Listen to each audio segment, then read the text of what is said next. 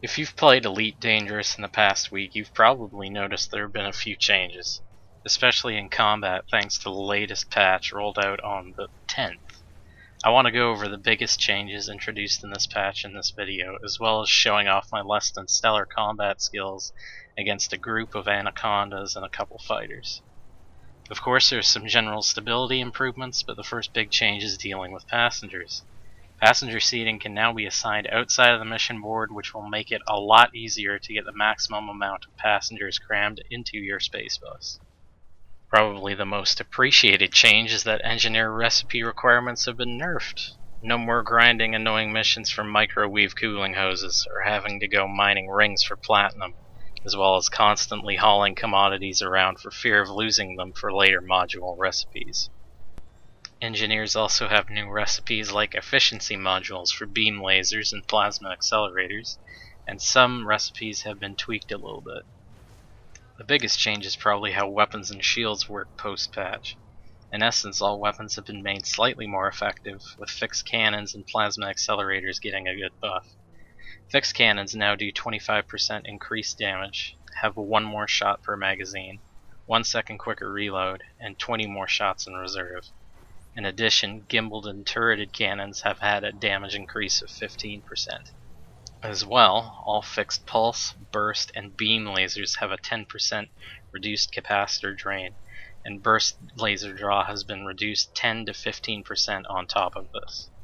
It's now a trade-off between power consumption and heat rather than DPS between burst and pulse lasers now.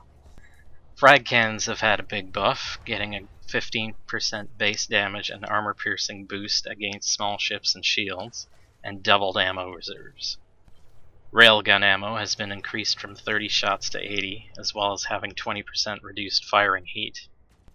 Plasma accelerators have had their reload times reduced from 8 seconds to 6, as well as increased damage, and a really nifty change to their damage type. We still get the thermal kinetic split, but this is only 40% of the damage dealt, as 60% of the damage is now absolute damage. What does this mean? This absolute damage ignores any resistances present on an enemy ship, so you'll always be doing 100% of that absolute damage. Tacked on to the 40% kinetic thermal split, that will get deductions from whatever resistances the enemy ship has. This effectively turns plasma accelerators into big ship killers, as they can deal a big amount of damage without regard to resistances. Finally, let's talk about the changes to shields.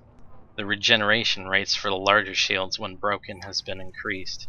For example, there's no difference between Class 1 and Class 2 shields, but Class 8 shields will come back up about twice as fast from broken than they did pre-patch. As well, regeneration rates when not taking damage have been increased to 25% of the broken regeneration rate and 40% for bi-weave shields. Reboot repair now bump starts shields when completed, meaning you'll have less downtime when you're out of combat. However, it doesn't work if you're moving faster than 50 meters per second. These are some of the major tweaks I wanted to highlight in this video for this patch, and you can see the full patch notes linked in the video description. Happy hunting, Commanders!